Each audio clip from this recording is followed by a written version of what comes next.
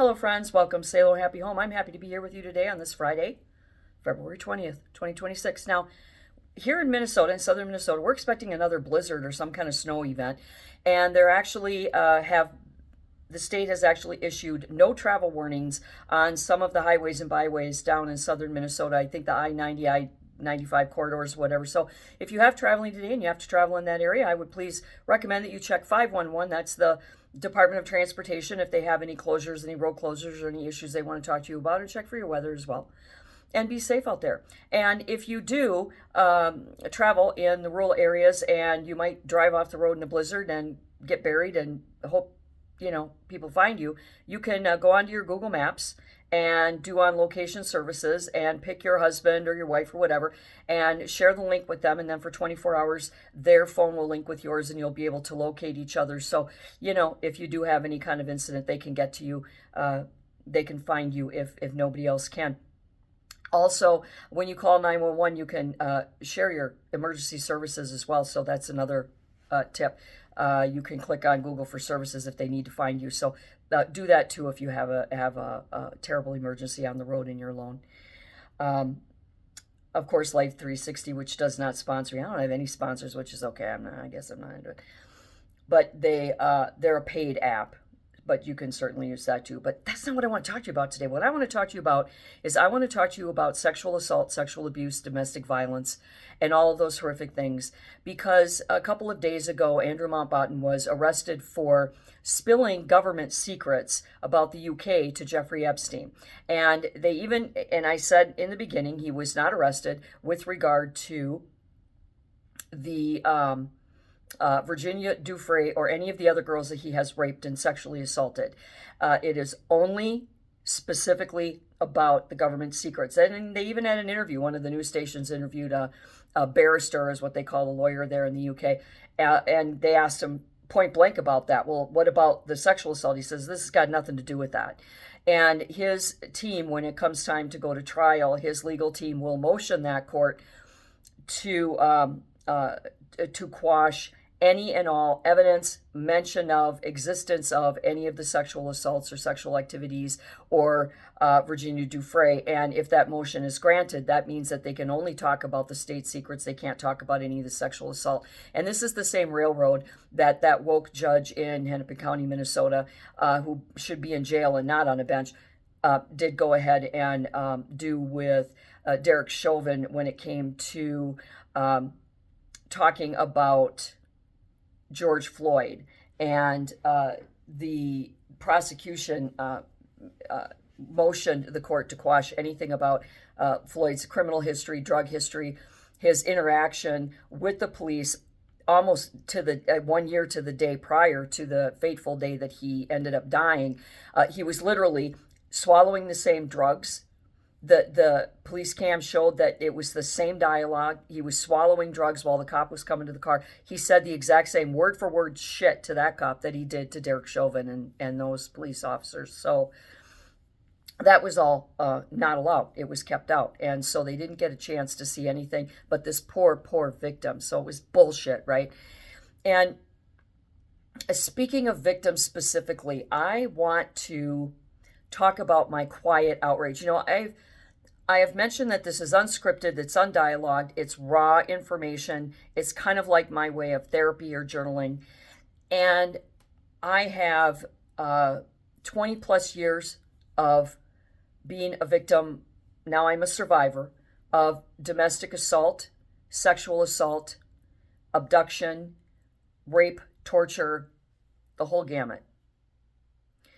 And I am absolutely sick and outraged about what has happened to Epstein's victims, specifically how the DOJ has mishandled the victims' information, their protections, and their justice.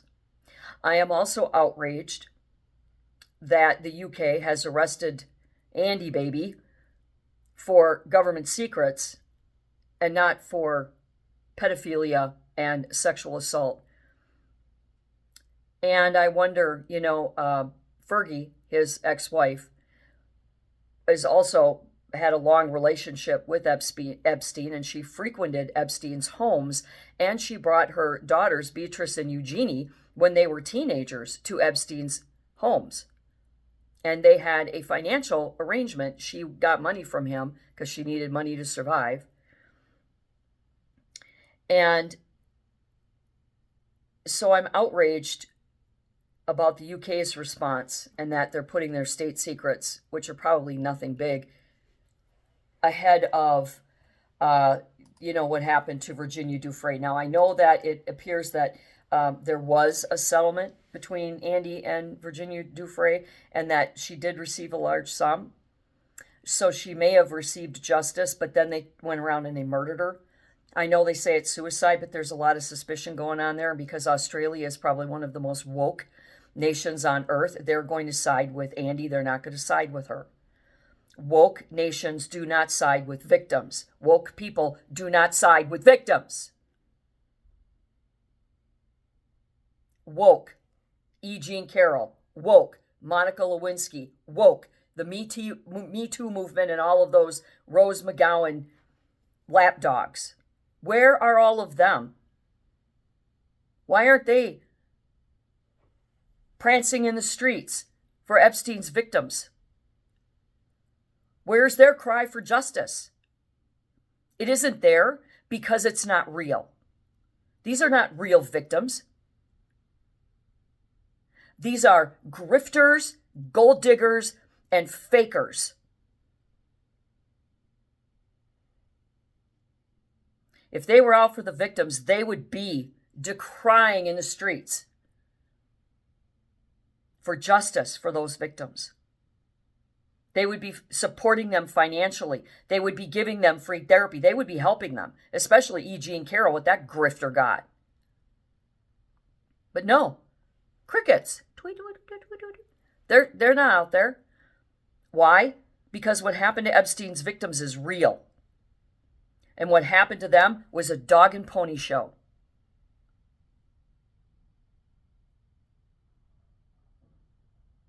And even if their mommies brought them to a hotel room and sat them on a couch next to Weinstein or whatever they did, they still had a voice to say no. And they should have gone to the police and had their mothers arrested for trafficking. And I get, I'm not insensitive to children. I'm not insensitive to the plight of anybody who claims to be a sexual assault victim. But when you have the power of Hollywood behind you, when you are a multi-zillionaire, when you are infamous, and you don't step up and use it for genuine, serious, real-life victims, I get suspicious about your motives and about your stories. And that what's hard for me to understand is the Me Too movement. I have a hard time with actors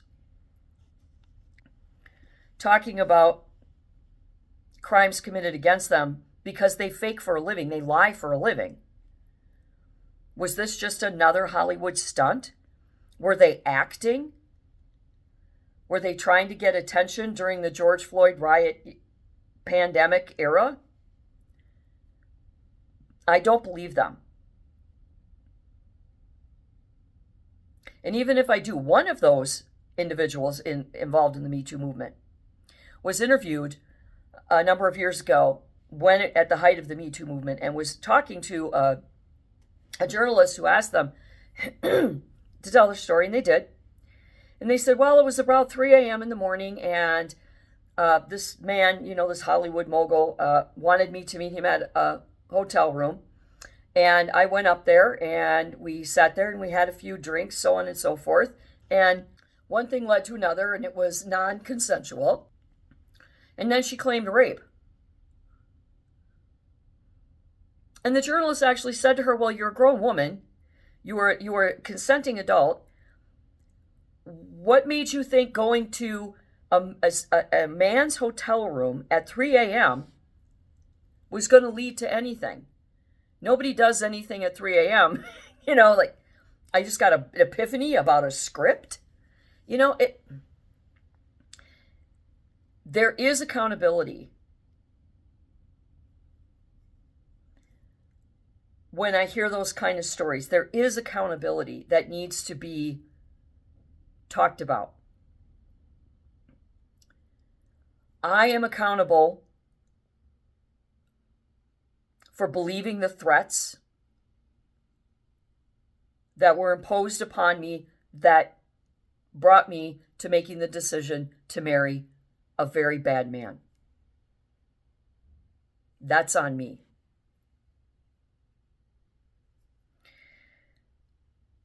I accept that accountability, but I didn't ask for what happened to me.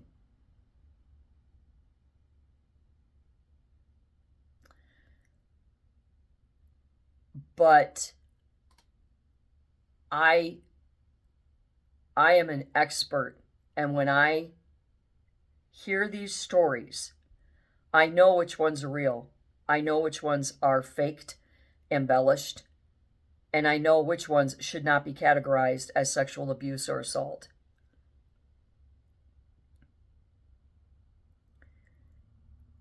And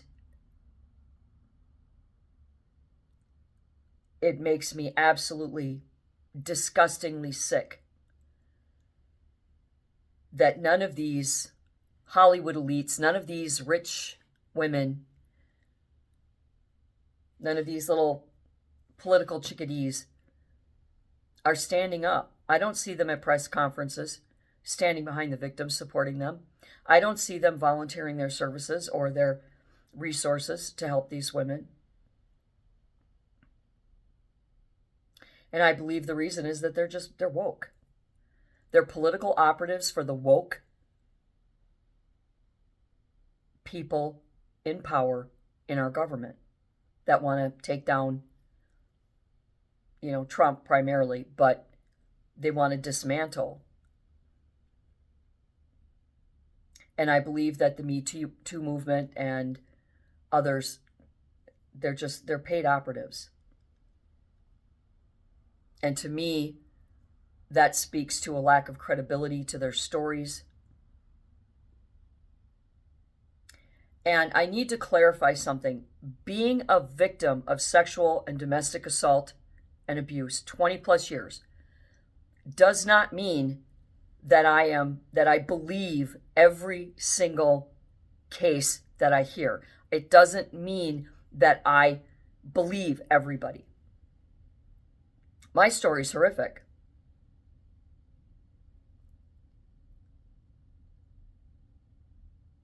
And I don't run around bragging to people that, well, my story's worse than yours. And those that are truly victims, I will stand by you. I have. In my younger days, I beat a man, just beat the shit out of him, grabbed him by the shirt and shoved him so hard that I threw him through a screen door for inappropriately touching a girl.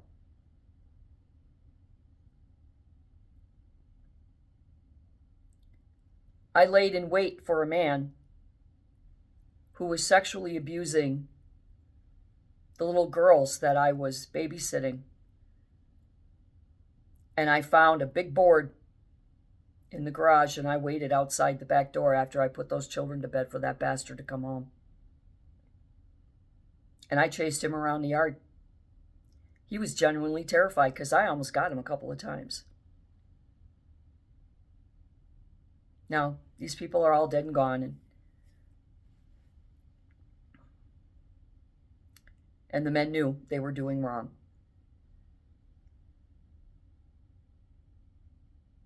But I will tell you, in both of those cases, the abuse stopped. Those victims were never harmed another day. Because I'm justice oriented and I don't tolerate victimization. I don't tolerate abuse. I don't march in the streets in my, Jimmy Choos with my, $5,000 handbag. And yeah, I was a minor at the time that those two instances happened. But I didn't feel that the law was going to help.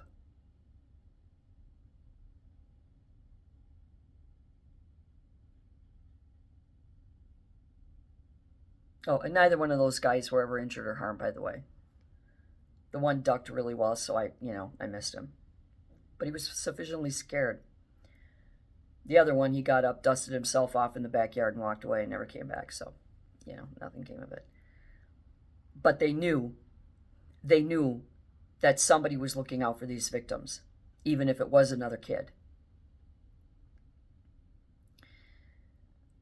We cannot stand by and let Andrew Mountbatten and all of the others get away with what they've done to these women, these young girls.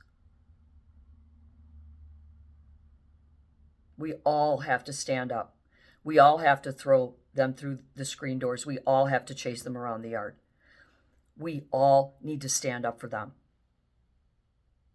And that includes E. Jean Carroll and Monica Lewinsky and the Me Too movement.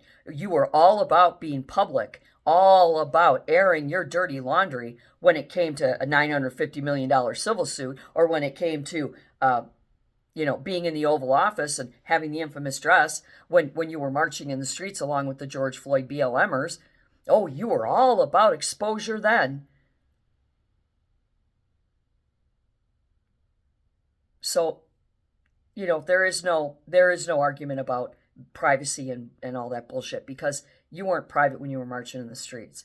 So I want to know where you are. I want to know why you haven't come forward.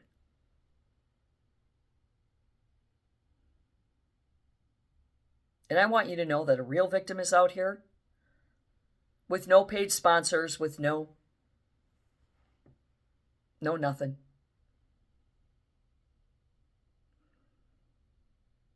Just me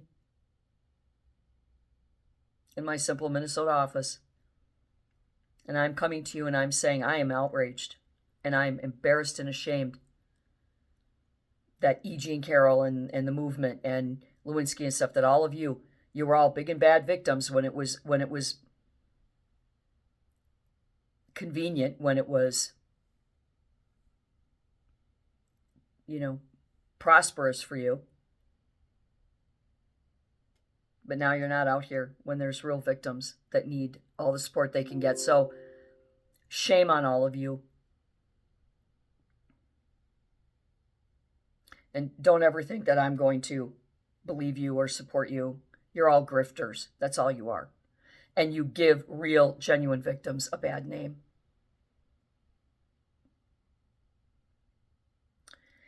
I don't know why. I don't know why this world is so turned upside down. I don't know why criminals are running free and being protected. I don't know why they keep getting out, and then reoffending. I watched a show yesterday where a guy, he was wanted on a warrant. He had 12 warrants, active warrants, 17 bail jumps, years and years of crimes. And the only reason that he kept piling up the warrants and piling up the bail jumps and all the other stuff is because of the judges who were allowing him to go free all the time.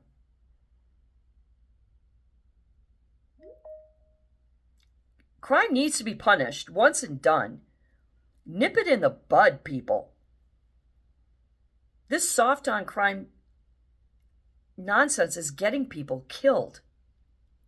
He went on a rampage, busted up cars, ran people over.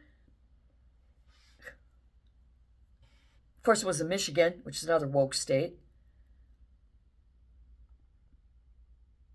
And he wouldn't have been out to do that if they had given him the correct sentence in the beginning. But all of this, second chances and third chances, and prosecutors not wanting to waste the taxpayers' dollar. Well, you know what? I'm a taxpayer, and I want you to use my tax dollars to put those fuckers in jail where they belong. until they are sufficiently rehabilitated. I didn't ask you to put them back on the street, so don't use taxpayers as your excuse for failing to do your job. Prosecuting attorneys, prosecuting offices, state's attorneys. We expect you to use our tax dollars to get criminals off the street, not put a win in your column so you get a better raise and bonus at the end of the year.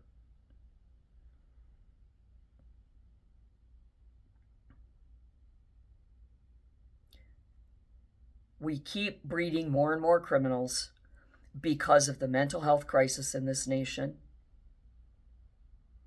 the failure on parents the last 30 years of parenting in the United States, and because our judicial system kisses ass to the rich, the famous, and the powerful instead of the people that voted you in and expect you to keep them safe. Now I gotta go. So until next time, ask these people where they're at, why they're not out there. Think about it. Where are all of these infamous sexual assault victims when real assault victims are coming forward and being exposed? Where are you now? And until next time, do good and be good.